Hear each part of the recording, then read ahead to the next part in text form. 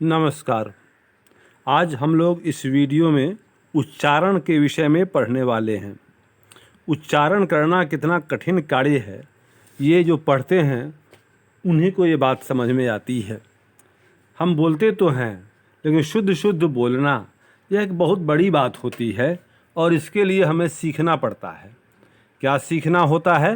तो हमें सीखना होता है उच्चारण करने का नियम। ये उच्चारण, तो उच्चारण शास्त्र पढ़ना बहुत ज़रूरी है। ये हम लोग जो पढ़ने जा रहे हैं ये बहुत ही उपयोगी और प्रतियोगी परीक्षाओं के लिए भी बहुत महत्वपूर्ण है। इसको हम लोग ध्यान में रखते हुए स्टार्ट करते हैं। आज इसका शुभारंभ है। उच्चारण है पाठ का नाम। हम लोग इसको देखेंगे और पढ़ेंगे। तो पहला क्या हुआ? उच्चारण। रण है, रण। यह छोटी न नहीं है। न और ण में फ़र्क होता है। ट ठ ड ढ ण और त थ द ध न। तो यह उच्चारण, ठीक है। अब हम लोग इसको आगे बढ़ाते हैं। मुख में ध्वनियों के उच्चारण के अलग अलग स्थान हैं। उच्चारण स्थानों से ध्वनियाँ बोली जाती हैं, ध्वनियाँ निकलती हैं मुंह से। तो क्या है कि मुख में ध्वनियों के उच्चारण के अलग अलग स्थान हैं। आप सभी आवाज़, सभी ध्वनियाँ एक जगह से नहीं निकाल सकते, तो सभी के अलग अलग स्थान निर्धारित हैं। उच्चारण स्थानों से ध्वनियाँ बोली जाती हैं। यहाँ चित्र में और सारणी में ध्वनियों का उच्चारण स्थान दिखाया गया है। उच्चारण स्थान दिखाया गया है, तो आप इसको ध्यान से देखें। ये बहुत उपयोगी और समझ में आने के लायक है। ये देखिए, ये पूरा आपको पूरा दिया है। तो नासिका से जो जिन ध्वनियों का उच्चारण होता है, नासिका, ये नाक से आवाज़ निकलती है, तो ये नासिका। तो यह है अंग, अंग, यों, ड़ों, न, म। इनमें नासिका का यूज होता है। जब क्वेश्चन आएगा कि ये ध्वनियाँ कहाँ से बोले जाते हैं, ये अक्षर कहाँ से बोले जाते हैं, तो हम लोग बोलेंगे नासिका से।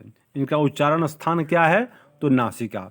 दंत मूल, दंत के मूल से क्या बोलते हैं? तो र और ल। र और ल बोलते हैं दंत मूल से, दांत के नीचे से, दांत के की जड़ से, मूल जो उसका है वहाँ से बोलते हैं हम लोग। अब दंत, दांत का इस्तेमाल करके बोलते हैं, वो क्या है? तो वो है त वर्ग, त का शब्द, त थ द ध न और दंत स। दंत और ओष्ठ के इस्तेमाल से जो बोलते हैं वह है व। व एक ऐसा है जिसमें दंत और ओष्ठ ये दोनों का इस्तेमाल होता है। उसके बाद हम लोग ओष्ठ, ओष्ठ या ओष्ठे भी कहते हैं उसको। तो ऊ और ऊ, ये हर्ष ऊ और दीर्घ ऊ। तो हर्ष ऊ को जल्दी बोलेंगे, समय उसमें कम लगेगा, और दीर्घ ऊ में ज़्यादा समय लगता है बोलने में। तो दीर्घ का मतलब ही होता है दीर्घ बड़ा और हर्ष छोटा है। तो ऊ और ऊ, ठीक है। प वर्ग, ऊ, ऊ और प वर्ग ओष्ठ से बोले जाते हैं। इनके उच्चारण स्थान हुए ओष्ठ। तो उच्चारण स्थान याद करने के लिए ये सारणी बहुत ही उपयोगी और सटीक है, इसलिए मुझे अच्छा टीचिंग मटेरियल मालूम पड़ा। इसके लिए मैंने इसका सिलेक्शन किया आपके लिए वीडियो बनाते समय। मूर्धा, तो मूर्धा का इस्तेमाल कहाँ करते हैं? मूर्धन्य कहिए या मूर्धा। मूर्धा का यूज हुआ तो मूर्धन्य स लोग बोलता है, तो मूर्धन्य स या मूर्धा। ऋ, ट वर्ग और मूर्धन्य स, ठीक है। ये जो ध्वनियाँ हैं, ये अक्षर, ये निकलते हैं कहाँ से? इनके उच्चारण स्थान हुए तो मूर्धा। तालु, तालव्य, हर्ष ई, दीर्घ ई, च वर्ग, य और श। श मीन्स तालव्य, तालव्य श। तो ये दंत स, तालव्य श और मूर्धन श। मूर्धन श कुछ, मूर्धन्य श क्या हो जाता है? कुछ ख की तरह हो जाता है, वो कंठ के भीतर से आवाज़ निकलती है। मूर्धन्य है, मूर्धा नीचे, तो ये भीतर कंठ के पास, तो वहाँ से आवाज़ आती है, तो ख जैसा होता है। लोग गांव में, देहात में लोग बोलते हैं खडयंत्र, खडभुज। तो खडभुज वो नहीं है, वो है षडभुज। षडभुज मतलब श और ख का मिला जुला, षडभुज। और तालव्य श क्या बोलते हैं उसको? तालव्य श को बोलते हैं हम लोग श, शक्ति, शक्ति, शासन, शासन, शासन में तालव्य श भी है और दंत स भी है, तो बोलेंगे उसको शासन, शासन। ठीक है, तो ये बातें बहुत महत्वपूर्ण हैं, हिंदी शुद्ध बोलने के लिए ज़रूरी है इन चीज़ों को दिमाग में बैठाया जाए, रखा जाए। ये तालु और तालव्य का इस्तेमाल करते हम लोग बोलते हैं ई, च वर्ग, य और श। कंठ और तालु, कंठ और तालु से बोलते हैं हम लोग ए और ए, ये कंठ और तालु से हम लोग बोलते हैं इनको, तालु यहाँ और कंठ यहाँ, ठीक है, और तालु यहाँ, तो ये दोनों को मिलाकर के हम लोग बोलते हैं। अब इसके बाद देखिए कुछ ये है, ओष्ठ प्लस कंठ से बोला जाने वाला, ओष्ठ और कंठ, तो देखिए इसको हम लोग बोलते हैं ओ और औ, इसमें ओठ का भी यूज होता है और भीतर जो कंठ है उसका भी। कंठ प्लस तालु ए और ओष्ठ प्लस कंठ यह यहाँ गया, और ये ओष्ठ का मतलब यहाँ और कंठ का मतलब यहाँ, और ये कंठ और तालु, ये तालु यहाँ और ये और कंठ यहाँ, ठीक है। तो कंठ यहाँ पर है ये, तो इसमें कंठ जो है तो इसको हम लोग अ, आ, अह, क वर्ग और ह इन श्रेणियों में आते हैं। तो अगर इस चित्र को आप याद रखें तो उच्चारण स्थान से संबंधित कोई गलतियां नहीं होंगी, चाहे वो दरोगा भर्ती परीक्षा हो या किसी भी तरह की परीक्षा हो, समीक्षा अधिकारी की परीक्षा हो उत्तर प्रदेश में, तो कहीं भी हिंदी में ये उच्चारण स्थान से प्रश्न तो आते ही आते हैं, चाहे वो 1 हो या 2 हो या 3 हो। हिंदी की परीक्षा होती है तो उच्चारण स्थान किन ध्वनियों का कहाँ है, तो ये प्रश्न आते हैं और इसके लिए ये बहुत ही ज़रूरी है। तो आप इस चित्र को याद रखें और ये कभी भी ऐसी गलती आप नहीं कर पाओगे, ये मेरा यकीन है। तो ये इसके बाद आगे देखिए उच्चारण स्थान, अभी चित्र के आधार पर ये लिस्ट है। स्थान क्या है? कंठ। तो कंठ से कौन ध्वनि निकलती है? उसका यहाँ नाम अ, आ, क, ख, ग, घ, अंग और ह, ये वर्ण, ये ध्वनियाँ कहाँ से निकलती हैं? तो कंठ से, इनका उच्चारण स्थान हुआ कंठ। उसी तरह से नाम है इनका कंठ वर्ण, जो कंठ से बोले जाते हैं, जिनका उच्चारण स्थान कंठ होता है, उनको हम लोग कंठ वर्ण कहते हैं। तो कंठ वर्ण क्या हुआ? तो जिन वर्णों का स्थान, उच्चारण स्थान कंठ है, उन्हें हम कंठ वर्ण कहते हैं। तालु, जिन वर्णों का उच्चारण स्थान तालु होता है, जैसे ई, च, छ, ज, झ, य और श, तो ये हैं तालव्य वर्ण। ये तालव्य वर्ण है क्योंकि इनमें तालु का उच्चारण में इस्तेमाल होता है, इनका उच्चारण स्थान तालु है। उसी तरह से ये मूर्धा, मूर्धा जिनका उच्चारण स्थान है, जैसे वर्ण होते हैं वो ड़ी, ट, ठ, ड, ढ, ड़, ढ, ण, र और फ, मूर्धन्य श। तो इतने हुए, इनका हुआ, इनको हम लोग कहते हैं मूर्धन्य वर्ण। जैसे मूर्धन्य स, ये उसी तरह से मूर्धन्य वर्ण कहलाते हैं क्योंकि इनका उच्चारण स्थान क्या है? तो वह मूर्धा। दंत जिनका उच्चारण स्थान है, त, थ, द, ध, न, ल, स, ठीक है, तो ये हैं दंत्य वर्ण। ओष्ठ, उ, प, फ, ब, भ, म, इन्हें हम लोग बोलते हैं ओष्ठ वर्ण। क्यों? क्योंकि इनका उच्चारण स्थान हुआ ओष्ठ। कंठ और तालु के इस्तेमाल से जो बोला जाए उसे बोलते हैं ए, तो वो है कंठ तालव्य वर्ण, ठीक है। अब आपको देखिए कंठ और ओष्ठ का इस्तेमाल करके हम लोग बोलते हैं ओ और औ को, ओ और औ, तो ये इनको बोलेंगे कंठोष्ठ, कंठोष्ठ वर्ण। कंठ और ओष्ठ मिलाकर के कंठोष्ठ वर्ण। दंत जोर ओष्ठ, इसको में इसमें आता है उच्चारण, इसका एग्जाम्पल है, इसका उदाहरण व क्या है? दंत प्लस ओष्ठ, दंतोष्ठ वर्ण में एक है, वह है व। नासिका तो चूंकि एक है तो परीक्षा के लिए बहुत इंपॉर्टेंट हो गया, ये बहुत महत्वपूर्ण हो गया। वह का क्या है, तो दंतोष्ठ्य वर्ण है यह। दंत और ओष्ठ के इस्तेमाल से इसको बोलते हैं। नासिका, अंगा, य, ण, न, म, अंग और औ, ये नासिक के वर्ण है। ठीक है, तो ये नासिक के वर्ण आपको हुआ। अब ये देखिए, ठीक है,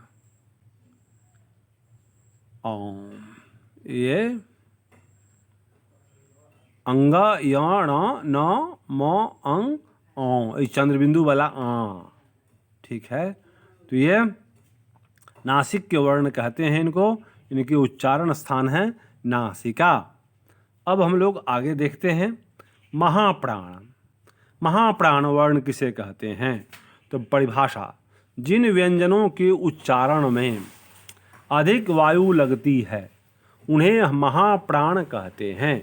महाप्राण वर्ण या महाप्राण ध्वनियाँ वो ध्वनियाँ होती हैं, वो वैसे वर्ण होते हैं जिनके उच्चारण में, ये व्यंजन के उच्चारण में ये व्यंजन होते हैं, इनमें अधिक वायु लगती है, बोलने में अधिक वायु का इस्तेमाल करना पड़ता है, उन्हें महाप्राण कहते हैं।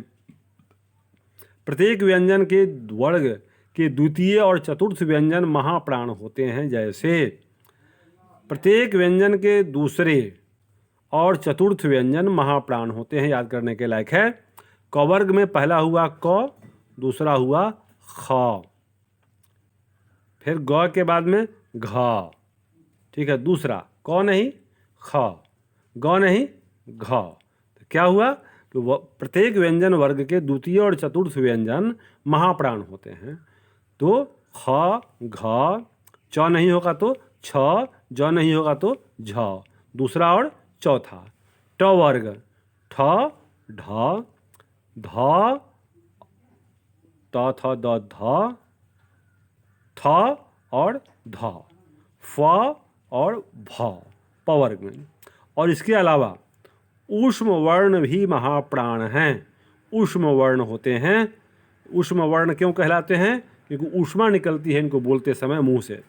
तो वह है श, तालव्य श, मूर्धन्य फ और दंत स और ह।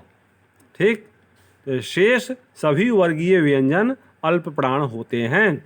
इतने के अलावा जो भी हैं व्यंजन उन्हें हम लोग बोलते हैं अल्प प्राण।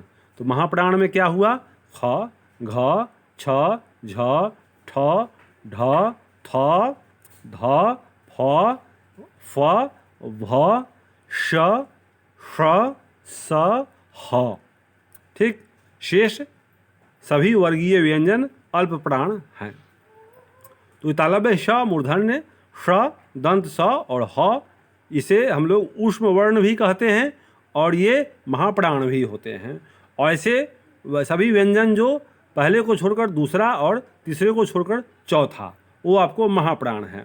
ठीक, तो याद करना बहुत आसान है अगर इनको दिमाग में बैठाया जाए तो। अब एक बात तो है ही कि व्याकरण उतना सरल होता नहीं है। व्याकरण जस्ट लाइक मैथमेटिक्स है, ये बिल्कुल फैक्ट होता है। तो इसमें आप कोई रोमांटिक बात बिल्कुल नहीं कर सकते हैं। तो कहने का अर्थ कि इसको याद करना थोड़ा कठिन है, लेकिन ज़रूरी बहुत ही है। ये स्केलेटन है, लैंग्वेज का स्केलेटन है, कंकाल है। इसके बगैर ढांचा आपका आप बिल्कुल नहीं खड़ा कर सकते हैं। तो इसको याद करना ही पड़ेगा, ये बहुत ज़रूरी है।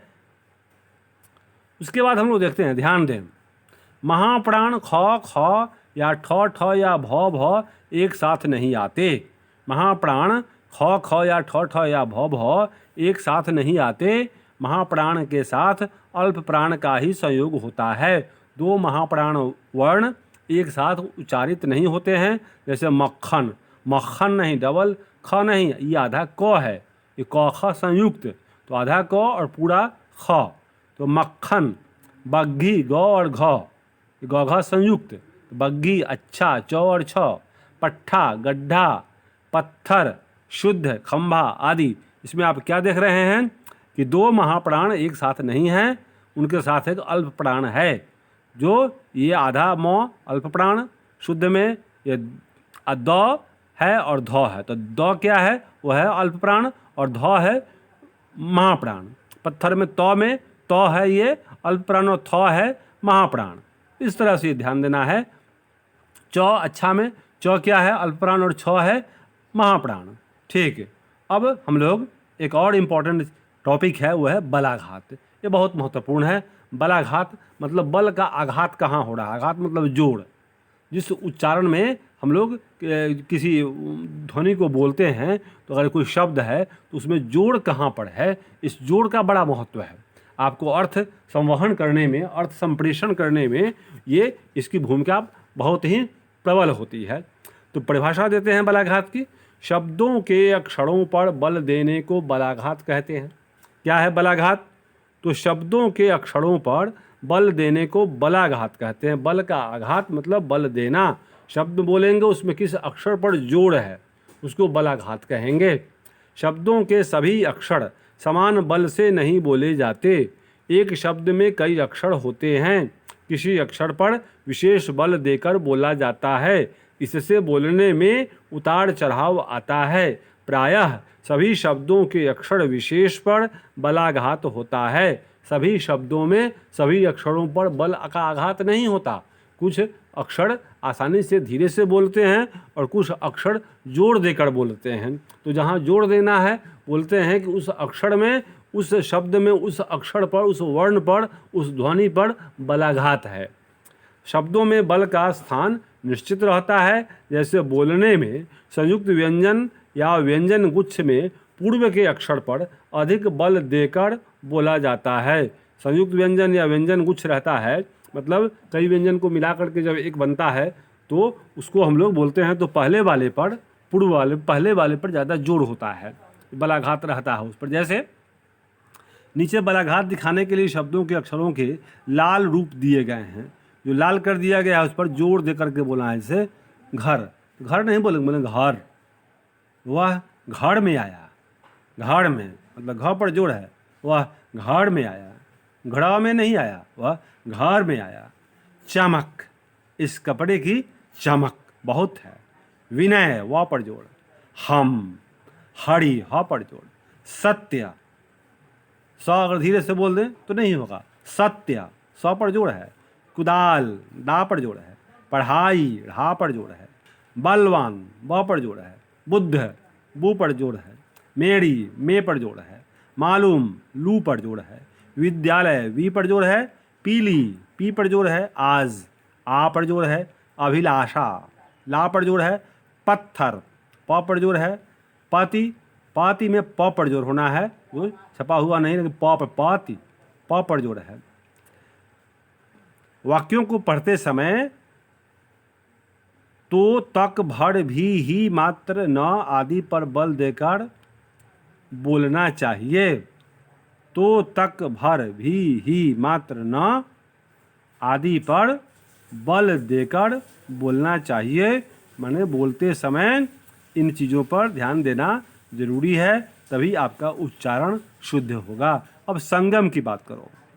एक संगम है टॉपिक। परिभाषा, दो शब्दों के बीच, दो शब्द उनके बीच थोड़े से मौन को संगम कहते हैं। संगम शब्दों के बीच आता है। जैसे तुम हारे, तुम हारे में मौ और हा के बीच थोड़ा सा विराम है। दो शब्दों के बीच लगातार तुम हारे नहीं, तुम हारे, तुम हारे, तो तुम और हारे के बीच थोड़ा सा गैप है।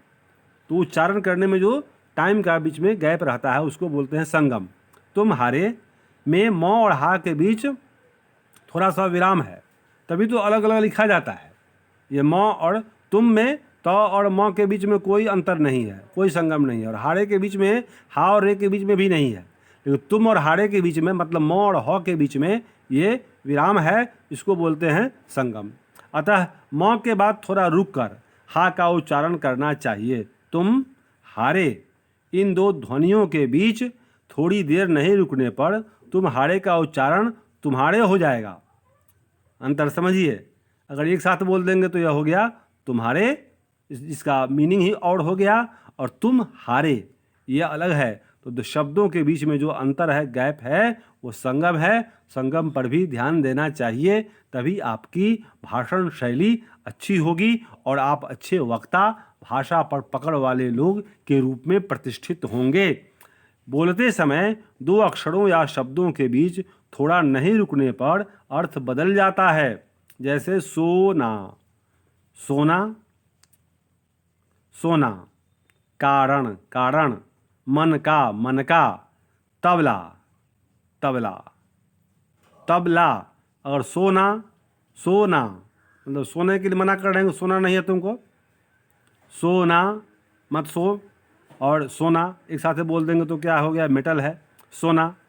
कारण, कच्छ का रण, कारण एक साथ बोलेंगे तो बात और हो गई। मन का, मन के भीतर की बात, मन का मतलब माला। तबला, उसके बाद लाना उसको, और यहाँ तबला वाद्य यंत्र है। न दी, उसने न दी, जो मांगा था मैंने उसने नहीं दिया तो न दी। नदी, जल सा, जल के समान, और जल सा मतलब पार्टी। पीली, खूब पीली उसको, बोतल पीली, पीली जो येलो। दवा खाना, दवा खाना, ये दवा अलग और खाना अलग, दवा खाने की क्रिया, और दवा खाना जगह का नाम हो गया जहाँ दवा बिकती है। तो यहाँ इस चिन्ह का प्रयोग शब्दों के बीच संगम दर्शाने के लिए किया गया है। ये मतलब है कि बीच में गैप होना चाहिए और इस पर ध्यान देना चाहिए। सोना नहीं बोलेंगे तो सोना, सोना हो जाएगा, और ये बहुत ही इम्पोर्टेंट है। अब अनुतान, अनुतान में देखिए परिभाषा इसकी, शब्दों में अक्षरों का तान कर भाव प्रकट करना अनुतान कहलाता है। अनुतान क्या है? शब्दों में जोड़ दें, शब्दों में अक्षरों को तान कर भाव प्रकट करना अनुतान है। यह भी बलाघात जैसा ही हुआ, लेकिन ये शब्दों में अक्षरों को तान कर बोला जाएगा, खींच कर, और उसी से अर्थ बदल जाता है। जैसे अनुतान को सुर लहर भी कहते हैं। बोलने में भावों के अनुरूप सुर का उतार चढ़ाव होता है, इससे कथन में अंतर आ जाता है। जैसे भारत, भारत जीत गया, सिंपल सी बात है, हमने स्वीकार किया इस बात को, भारत जीत गया, भारत जीत गया, स्वीकार हो गई।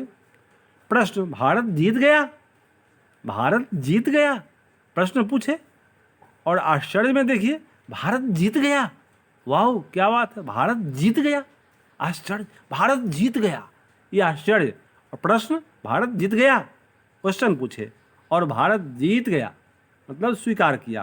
तो यही जीत पर कितना हमने जोर दिया, जीत गया, जीत गया और जीत गया, ये तीनों का उच्चारण अलग अलग हुआ। ये है अनुतान। शब्द पर जोर दिया गया वाक्य में, और उसमें अक्षर पर जोर दिए गए, अंतर हुआ ना। ऊपर में एक ही शब्द के बोलने के ढंग या सुर के उतार चढ़ाव में कथन में अंतर आ गया है।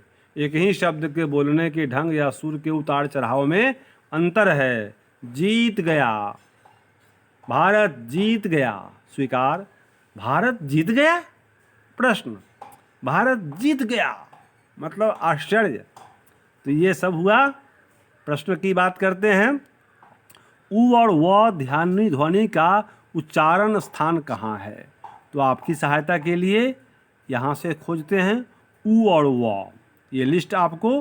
तो व है, ये दंतुष्ठ वर्ण है। व क्या है? दंतुष्ठ, दंतुष्ठ है। और अ है यहाँ पर कंठ, नहीं ये व हो गया ये दंतुष्ठ, और उ हमें खोजना है।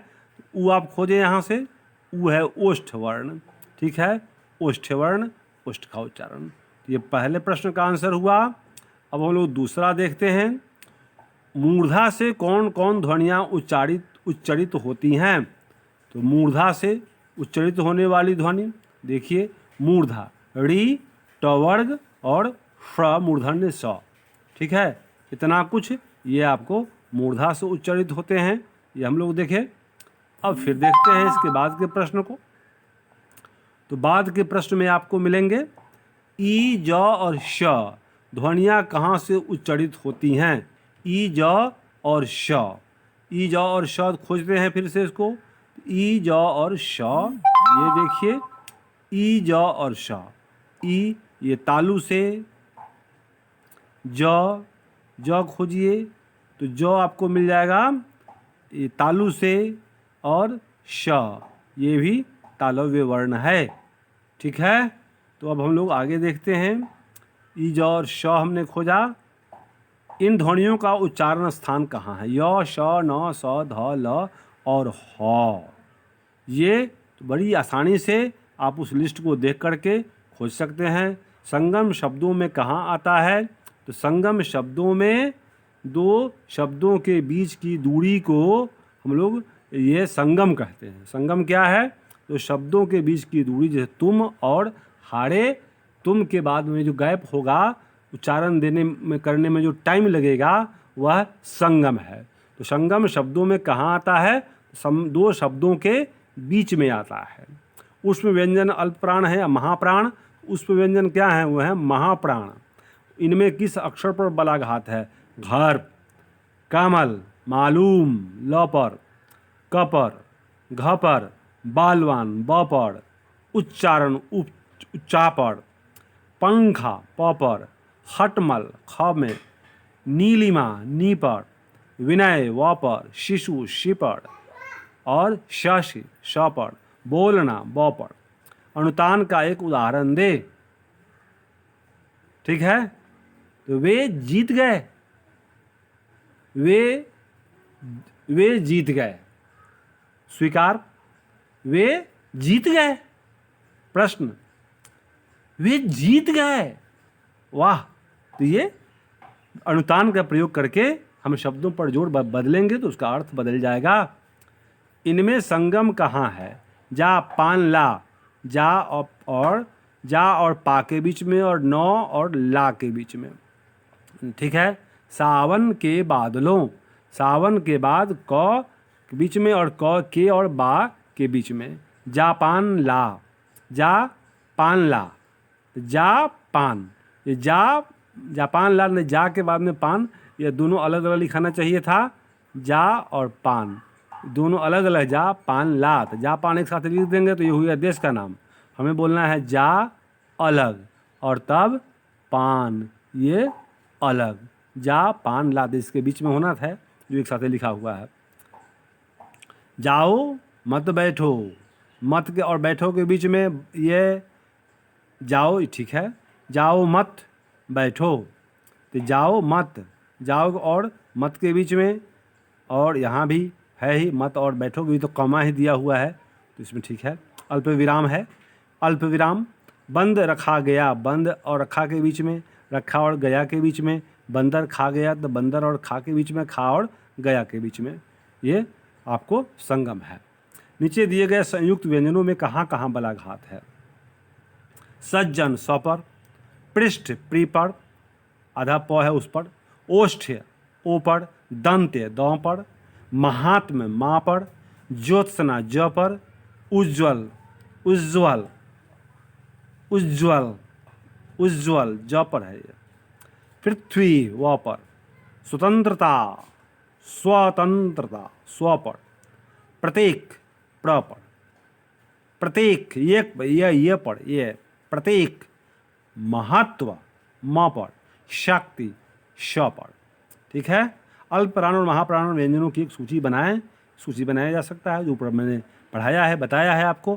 तो इसके बाद हम लोग इसमें कभी कभी सोच रहे हैं कि संडे को कोई क्वेश्चन का सेट लाएंगे जो आप करेंगे, तो खासकर प्रतियोगी परीक्षाओं में शामिल होने वाले छात्रों के लिए ये बहुत ही ज़रूरी है, ऐसा करेंगे। और इसी तरह से मैं आपको ये पूरा व्याकरण हिंदी का ये पढ़ाने जा रहा हूँ, पढ़ाऊँगा। तो ये आपको पहले से ही हमारा कुछ वीडियो इस पर अपलोड है, उसी श्रृंखला में आज का यह वीडियो भी रहा। और इसके लिए फिर प्रश्नों की एक सूची अलग से लाएंगे और एक टॉपिक पढ़ाएंगे। इसके बाद वाले वीडियो में हम लोग कुछ और देखेंगे। तो एक तरफ से पूरा जो व्याकरण में ज़रूरी है सबकी बात हम लोग करेंगे। अंत में वाक्य बनाना और वाक्य की जो पहचान है अलग थलग, वो सब कुछ हम लोग करेंगे। और धीरे ये लगभग आपको 1 महीना का कोर्स, 1 महीना में आपको पूरा हिंदी व्याकरण आपको मैं सिखा दूंगा, ये मेरा वादा है आपसे। आप कृपया इसको देखते रहिए। 1 महीना क्या, 20 दिन काफ़ी है। 20 दिन में ही पूरा व्याकरण आपको हो जाएगा और किसी भी प्रतियोगी परीक्षा में पास करने के लिए आप सक्षम हो जाएंगे। तो आपने इसको देखा, इसके लिए धन्यवाद। आपका दिन मंगलमय हो।